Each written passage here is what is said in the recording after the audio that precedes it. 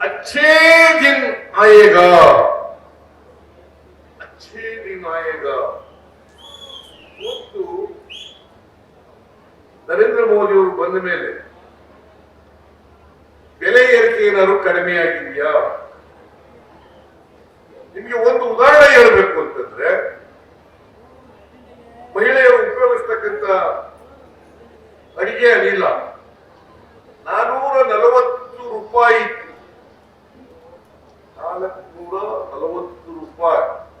ನರೇಂದ್ರ ಮೋದಿ ಅವರು ಅಧಿಕಾರಕ್ಕೆ ಬಂದಾಗ ಒಂದು ಸಿಲಿಂಡರ್ ಬೆಲೆ 440 ರೂಪಾಯಿ.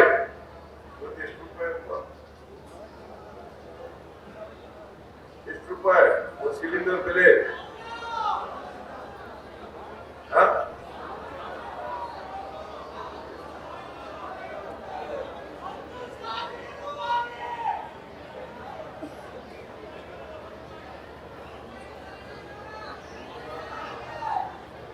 ₹1,100.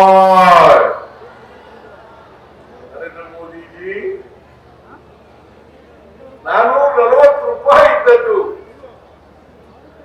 ₹1,100 ಆಗಿದೆಯಲ್ಲ, ಇದೇನು ಅಚ್ಚೇ ದಿನ ಅಂತ ಕರೆಯೋದು? ಇದೇನು ಅಚ್ಚೇ ದಿನ ಅಂತ ಕರೆಯೋದು? ಹೇಳಿ ನೀವೇ.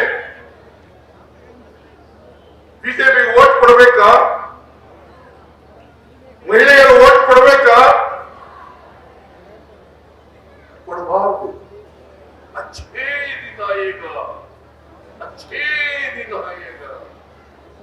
ಎಲ್ಲಿ ನರೇಂದ್ರ ಮೋದಿಗೆ ಇವತ್ತು ಪೆಟ್ರೋಲ್ ಬೆಲೆ ಏನಾಗಿದೆ, ಡೀಸೆಲ್ ಬೆಲೆ ಏನಾಗಿದೆ, ಗೊಬ್ಬರದ ಬೆಲೆ ಏನಾಗಿದೆ?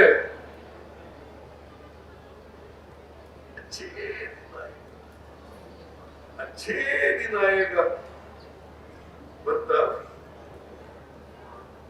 ಡಾಲರ್ಸ್ ಬೆಲೆ ಕಡಿಮೆ ಆಗ್ಬಿಡ್ತದೆ. ಹೆಚ್ಚಾಗಿದೆ, ಕಡಿಮೆ ಆಗಿದೆ? ಈಗ ಹೆಚ್ಚಾಗಿದೆ. ಯಾಕೆ? ನರೇಂದ್ರ ಮೋದಿ ಅವರು ಸುಳ್ಳು ಹೇಳಿದ್ರೆ ಈ ದೇಶದ ಜನರಿಗೆ ಡಾಲರ್ಸ್ ಬೆಲೆ ಕಡಿಮೆ ಮಾಡ್ಬಿಡ್ತೀವಿ. ಮಾಡಿದ್ರ? ಮಾಡಲಿಲ್ಲ. ಉತ್ತರ ಇಲ್ಲ. ನರೇಂದ್ರ ಮೋದಿ ಅವರು ಒಂದು ದಿನ